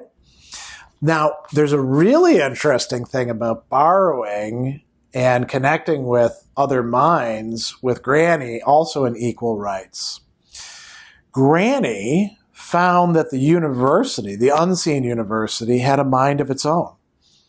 The rocks from which Unseen University was built have been absorbing magic for several thousand years. All that random power had to go somewhere. The university developed a personality. Granny could sense it like a big and quite friendly animal just waiting to roll over on its roof and have its floor scratched. It was paying no attention to her, but it was watching Esk, right?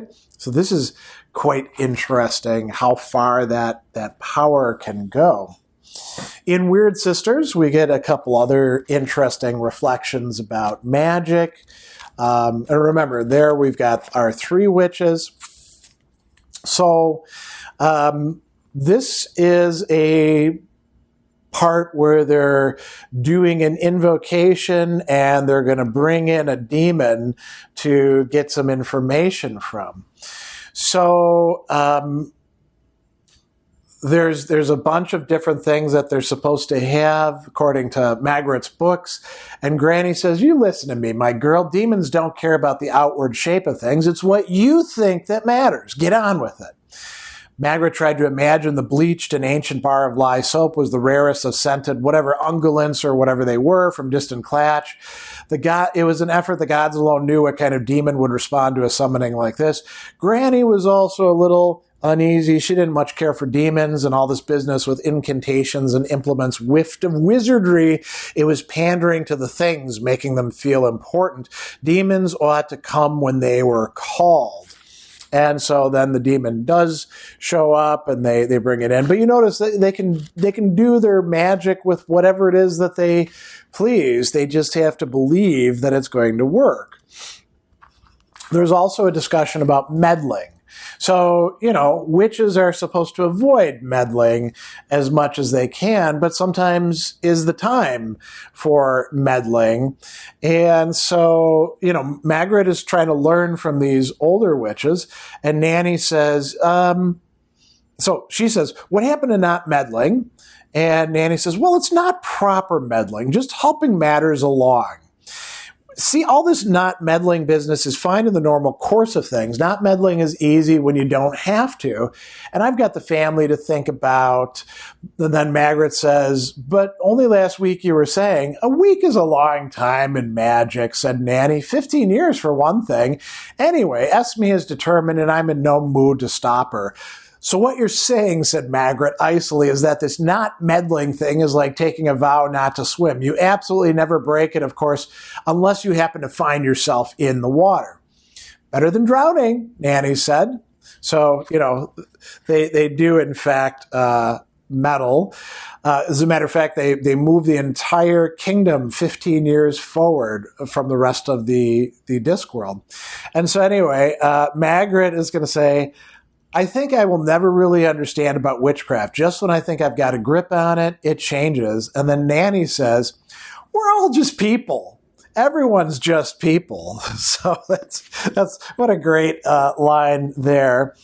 Witches abroad, we're going to get introduced to a different kind of magic. Not just the voodoo, but the magic that is being used by the big baddie of that book, Lilith, a.k.a. Lily, a.k.a. the older bad sister of Granny Weatherwax. So the Duke is talking to her, and he says, I don't know why you have to do that. I thought magic was just a matter of pointing and going whoosh. Lilith picked up her hat and glanced at a mirror as she adjusted it. This way is safer. It's self-contained. When you use mirror magic, you don't have to rely on anyone except yourself. That's why no one's ever conquered the world with magic yet.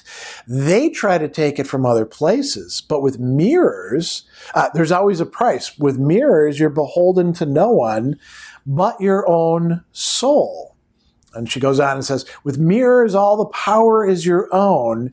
There's nowhere else it can come from. And the Duke says, the swamp woman gets it from the swamp. Ha! And it'll claim her one day. She doesn't understand what she's doing. I understand stories. That's all I need. And we're going to come back to that theme of the importance of stories in a bit as well. So what else do we have? I'm going to skip over Masquerade as far as the magic thing goes, although there's some interesting remarks there. There is one other thing from Lords and Ladies that I do want to bring up. So this is Granny Weatherwax having a feeling she was going to die, and this is getting on her nerves. Knowing the time of your death is one of those strange bonuses that comes with being a true magic user, and on the whole, it is a bonus. Many a wizard has passed away happily drinking the last of his wine cellar and incidentally owing very large sums of money. Granny Weatherwax had always wondered how it felt, what it was that you suddenly saw looming up, and what it turned out to be was a blankness. People think they live life as a moving dot traveling from the past into the future, with memory streaming out behind them like some kind of mental cosmetary trail. But memory spreads out in front as well as behind. It's just that most humans aren't good at dealing with it, and so it arrives as premonitions, forebodings, intuitions, and hunches. Witches are good at dealing with it, and to suddenly find a blank where these tendrils of the future should be has very much the same effect on a witch as emerging from a cloud bank and seeing a team of Sherpas looking down on him as does on an airline pilot. She got a few days, and then that was it. She'd always expected to have a bit of time to herself, get the garden in order, have a good cleanup around the place so whatever witch took over wouldn't think she'd been a sloven, pick out a decent burial plot, and then spend some time sitting out in the rocking chair doing nothing at all except looking at the trees and thinking of the past. Now, no chance. As it is going to turn out, she doesn't die, and she's going to be alive in Carpe Jugulum as well, where she's feeling her age. And here's where we're going to finish up with two passages from that one. So this one, she's been bitten by the vampires, and they are trying to turn her, and she says something really quite interesting. So she gets a big lump of iron, and she says, go where the others are. It'll need 3 witches if this goes wrong. You'll have to face something terrible. I said, what terrible thing? She says, me. Do it now. Meaning that if she actually does get turned, her great power could be pretty awful for certainly the Kingdom of Lank and probably for the Diskworld as well. At the very end of Carpe Jugulum, where these vampires, by the way, the vampires have also been trying to free themselves of superstitions, of religious objects will drive us away, the sun will hurt us, holy water, garlic, all of that. They've been acclimating themselves to this. So they're a new kind of vampire. Granny Weatherwax has been using her borrowing ability to put her mind somewhere else, and they're not quite sure where it is. Granny Weatherwax then reveals to them that she is effectively taken them over. You wanted to know where I put myself. I didn't go anywhere. I just put it in something alive and you took it. You invited me in. I'm in every muscle of your body and I'm in your head. Oh yes, I was in the blood, Count, in the blood. I ain't been vampired. You've been weatherwaxed. All of you. And you've always listened to your blood, haven't you? The Count stared at her open-mouthed, right? And so it turns out that she has beaten the vampires with, her capacities. She says, I know all about what you can and can't do because you let me in. And that means you can't do what I can't do. And you think just like me, the difference being I've done it longer and I'm much better at you than that. You're meat, snarled the Count, clever meat. And you invited me in, said Granny. I'm not the sort to go where I'm not welcome, I'm sure. And the Count says, how sure are you I won't harm this child? And she says, I wouldn't, so you can't. And he says, it could have worked. And she says, you mean it would have worked for you? This is Agnes. We are vampires. We cannot help what we are. Only animals can't help what they are, said Granny, right? So they, in effect, win. I'll also point out, too, that so the vampires have some magical powers. So do the elves. And the elves turn out to be very, very wicked creatures indeed, as we'll talk about in the section here where we'll get to ethics. But this gives you kind of a taste of what witches' magic is like, witchcraft in these novels. It can be quite powerful. It can save a kingdom or disrupt, terrible plans made by other witches as well. Another one of the themes that really captivates me as I'm reading through this are what we could call the ethical dimensions in these stories of people doing good and bad, right and wrong, making choices, sometimes being quite mistaken about what actually is good or evil, and encountering certain beings who, for whatever reason, are, you could say, quite evil, but there's an understandability to some of them as well.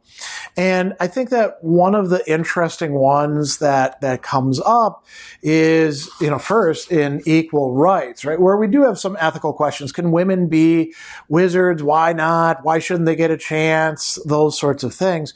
But there are these things with a capital T that are dangerous and drawn to magic. And Granny Weatherwax says, didn't I always say to you, if you use magic, you should go through the world like a knife goes through water?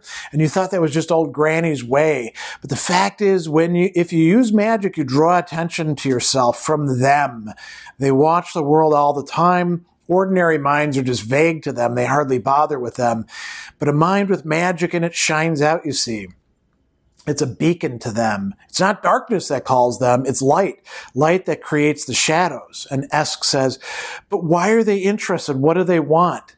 Life and shape, said Granny. They're pathetic, really. They've got no life nor shape themselves. But what they can steal, they could no more survive in this world than a fish could live in a fire. But that doesn't stop them trying. And they're just bright enough to hate us because we're alive. What are they? I always thought they were just a sort of demon. No one really knows. They're just the things from the dungeon dimensions outside of the universe. That's all. So that's an interesting consideration.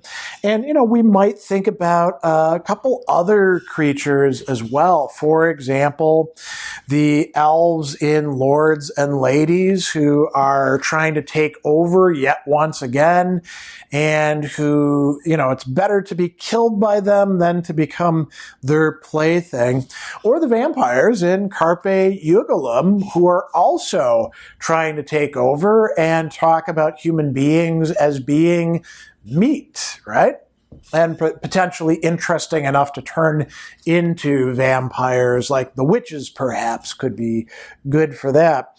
And, we could say that there's some evil as well in the Weird Sisters. We've got the Macbeth story, the mad brother of the king who kills him at the behest of his wife, who is a lot stronger, actually.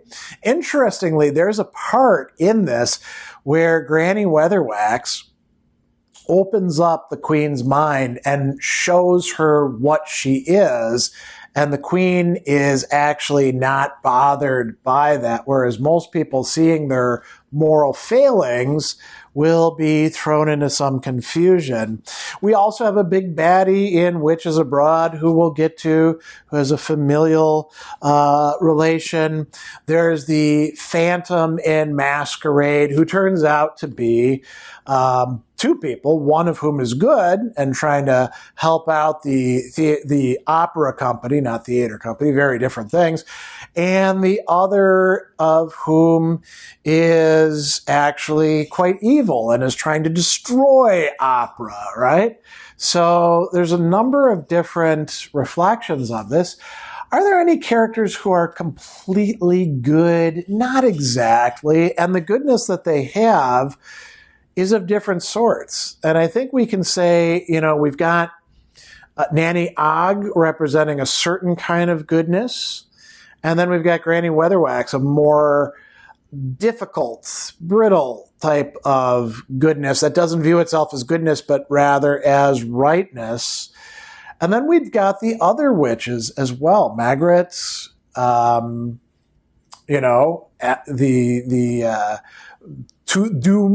two-minded Perdita and Alice, right?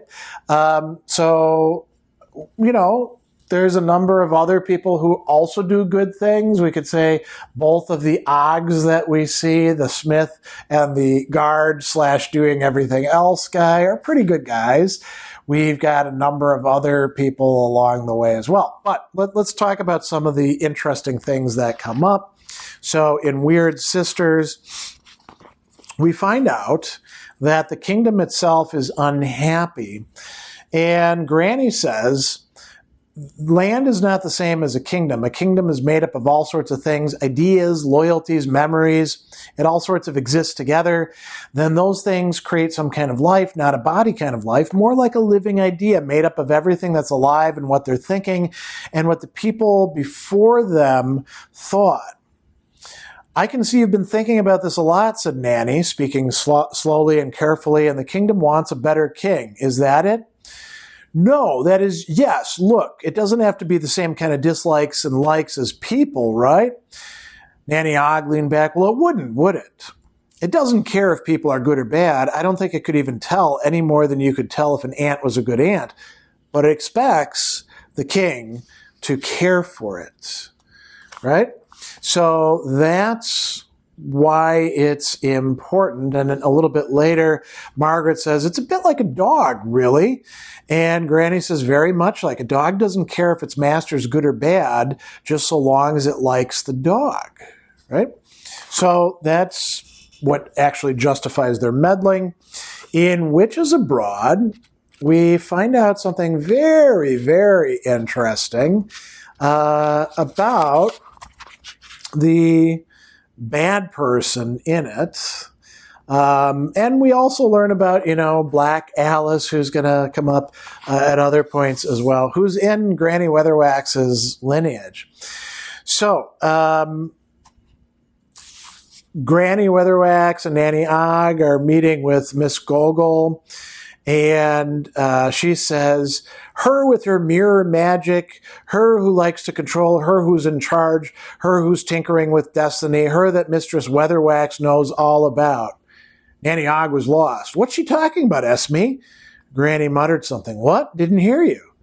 Granny Weatherwax looked up, her face red with anger. She means my sister, Githa. Right? Got that? Do you understand? Did you hear? My sister. Want me to repeat it again? Want to know who she's talking about? You want me to write it down? My sister. That's who. My sister. They're sisters, said Margaret.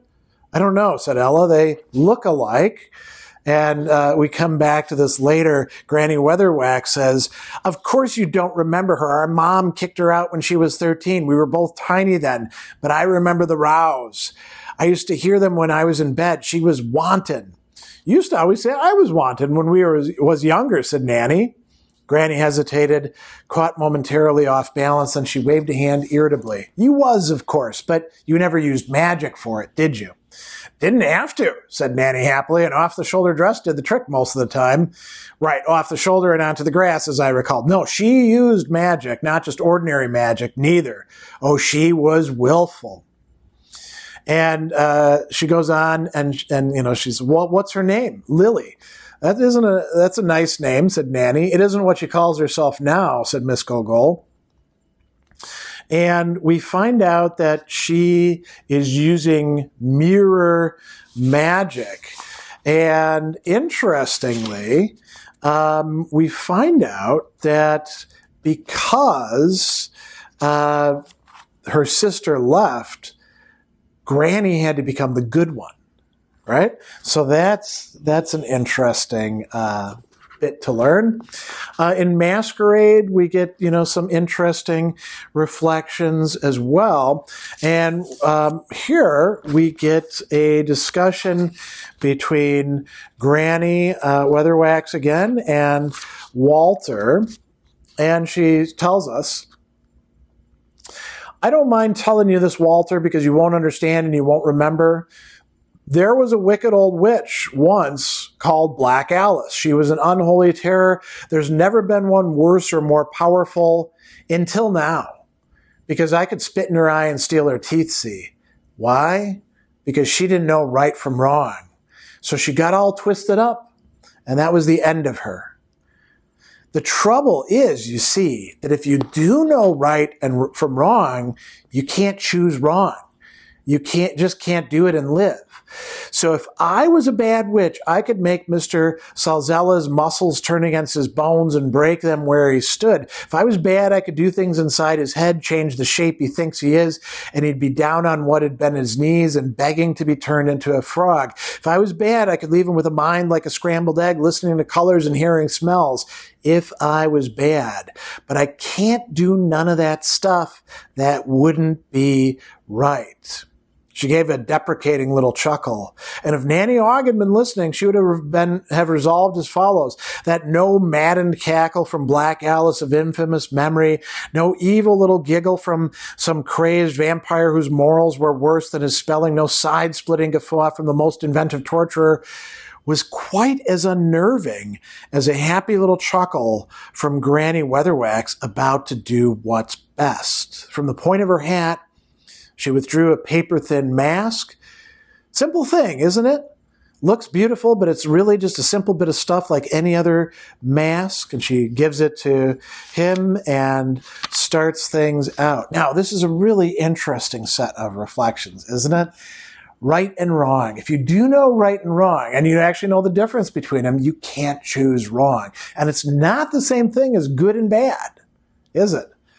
I don't want to say that she's beyond good and evil, because that's not actually the case. But there is something really important about this. There's a sense with Granny Weatherwax, and I think that she is an amazing moral compass character for these reasons. It's hard to choose to do good, and yet you can't not choose it if it's possible. We learn about the elves, and the elves are terrible creatures. One of the worst in Lords and Ladies, right? This is a very interesting sort of departure from all the other fantasy literature where the elves are mysterious, they're beautiful and all that. The elves are something you don't want in this case. Elves have absolute position. The flow of the silvery force dimly outlines the landscape. Creatures generate small amounts of it themselves and become perceptible in their flux. Their muscles crackle with it. Their minds buzz with it. For those who learn how, even thoughts can be read by tiny little local changes in the flow. For an elf, the world is something to reach out and take, right? So that is what they do with human beings, is reach out and take, and everything else as well. Now, Granny meets up with the elven queen, and she says something really interesting to her. She says, mind if I sit down? And the queen says, of course you may. You're an old woman after all. And Granny says, that's the thing about witchcraft. It doesn't exactly keep you young, but you do stay old for longer, whereas you, of course, don't age. Indeed, we do not. But I suspect you may be capable of being reduced. You meddled in a play, and I believe you don't realize what you've done. Plays and books, you've got to keep an eye on the buggers. They'll turn on you. I mean to see that they do. And she goes on and she says, there's a lot more humans today. They live in cities and they don't know much about elves one way or the other, and they've got iron in their heads. You're too late, right? And she says, no, humans always need us. They don't. Sometimes they want you. That's different. But all you can give them is gold that melts away in the morning. There are those who say that gold for one night is enough. No. Better than iron, you stupid old hag, you stupid child who's grown older and done nothing and been nothing. And then Granny Weatherwax says, no, it's just soft and shiny, pretty to look at, no damn use at all. But this is a real world. That's what I had to learn. And real people in it. You got no right to them. People have got enough to cope with just being people. They don't need you swanking around with your shiny hair and shiny eyes and shiny gold going sideways through life, always young, always singing, never learning. You didn't always think like this. And then here's what Granny Weatherwax says. That was a long time ago, and my lady, old I may be and hag I may be, but stupid I ain't. You're no kind of goddess. I ain't against gods and goddesses in their place, but they got to be the ones we make ourselves. Then we can take them to bits for the parts when we don't need them anymore. And elves far away in fairyland, maybe that's something people need to get themselves through the iron times. But I ain't having elves here. You make us want what we can't have, and what you give us is worth nothing, and what you take is everything, and all that's left for us is the cold hillside and emptiness and the laughter of the elves. Right? So, pretty powerful stuff there. And we're also going to see that the vampires, one of the things that Granny Weatherwax is going to say about them is you treat people as things. You want to reduce human beings in a real world to nothing more than your playthings. But there's also a great passage here, and this is where we'll end this whole discussion about ethics. Choices. It was always choices. There'd been that man down in Spackle, the one that had killed those little kids. The people sent for her, and she'd looked at him and seen the guilt writhing in his head like a red worm, and she'd taken them to his farm and showed where to dig, and he'd thrown himself down and asked for her mercy because he'd been drunk and it had been done in alcohol. Her words came back to her. She'd said, in sobriety, end it in hemp. And they dragged him off and hanged him in a hempen rope, and she'd gone to watch because she owed him that much, and he'd cursed, which was unfair because hanging is a clean death, or at least cleaner than the one he'd have got if the villagers had dared to fire. And she'd seen the shadow of death come for him, and behind death came the smaller, brighter figures. And then the villagers said justice had been done, and she'd lost patience and told them to go home and pray to whatever gods they believed in, that it was never done to them. The smug mask of virtue triumphant could be almost as horrible as the face of wickedness revealed. Almost as horrible, but not quite. Supposing there was justice for all after all, for every unheeded beggar, every harsh word, every neglected duty, every slight, every choice, because that was the point. You had to choose. You might be right, you might be wrong, but you had to choose, knowing that the rightness or wrongness might never be clear, or even that you were deciding between two sorts of wrong, and there was no right anywhere. And always, you did it by yourself. You were the one there on the edge, watching and listening. Never any tears, never any apology, never any regrets. You saved all that up in a way that could be used when needed. She never discussed this with Nanny Og or any of the other witches. That would be breaking the secret. Sometimes late at night when the conversation tiptoed around to that area, Nanny might drop in some line like old Scrivens once peacefully enough at the finish and may or may not mean something by it. Nanny, as she could see, did not agonize very much. To her, some things obviously had to be done, and that was that. Any of the thoughts that hung around her, she kept locked up tight, even from herself. Granny envied her. So, I'm going to read one other thing. She'd always tried to face toward the light. She'd always tried to face towards the light. But the harder you stared into the brightness, the harsher it burned into you, until at last the temptation picked you up and bid you to turn around and see how long, rich, strong, and dark streaming away behind you your shadow had become. So, we get a sense of the moral quandaries that Granny Weatherwax faces. Nanny Og has her own worries as well, but she's a bit more grounded in that sense. And we see the other younger witches struggling at times as well. But Granny Weatherwax is really the moral center of these witch stories, I would say, in a very interesting way. Because I've spent so much time on these other two philosophical themes, we're not going to have that much time for the third one that I just wanted to put out in front of you and maybe promote some interesting discussion. I'm not going to read any more passages from these works, but I will say that Pratchett thematizes narrative itself as being really important in all of these stories. There's sort of an undermining of the traditional witch versus wizard dichotomy, male-female in equal rights, but we really see narrative come into its own in a variety of settings in all the rest of these. So, what are the kinds of narrative that we're talking about? Some of them are just stories, right? Storytelling, and that is going to be particularly important in Witches Abroad. I mean, you could say that it also plays a role in Lords and Ladies because people are telling stories about the elves that are very sanitized, that leave out the horror that they produce.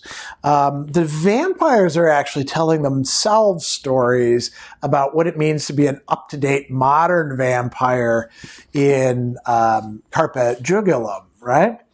But there's two other really important, Witches Abroad, it's fairy tales. That's the important kind of story. And Agatha's older sister, now an evil witch and bad, who thinks she's good, fairy godmother, is trying to make everybody conform to stories, right? She's trying to impose them onto the world using her mirror magic. The other kinds of stories that we're getting are more dramatic, we could say, right? We have the play and the players in Weird Sisters. That's going to be quite important. And it's funny, too, because what is Pratchett doing? He's blending together Macbeth and Hamlet in this one and, making it part of the narrative itself. And then we are going to get a different kind in Masquerade, opera. And it's declared in here that opera is a whole different type of thing. It's not just a play with music, although interestingly, one of the characters is going to write musicals, including, things that are thinly veiled, cats and stuff like that. But opera is its own weird narrative that you can get caught up in as well. And we find that Nanny Ogg likes plays and drama in a way that Granny Weatherwax kind of doesn't, right? She's more about, well, we need to be closer to just the real world. But the real world is a world that involves stories, storytelling, and the repetition of that. So I think this is a really interesting and important theme. Obviously, much more could be said about it, but we got to end at some point. I thank you for watching this all the way to the end, those of you who've made the trek. I hope that you, if you haven't read these novels, that you do check them out because they're wonderful. If you have read them, that you have enjoyed them as much as I have. One of the good bonuses of this, I'll mention something that's similar to the last month's thing, reading the Dresden Files, is that my dad, who's a big speculative fiction fan, read these long before me and was talking up Granny Weatherwax, and we got to chat about some of these stories as I was reading my way through them. So that was a little bit of a plus for me that I thought I would share as we end this. So, this won't be the end for Terry Pratchett because he's got many other books, but this is the end of this particular excursion into the 6 first witch novels.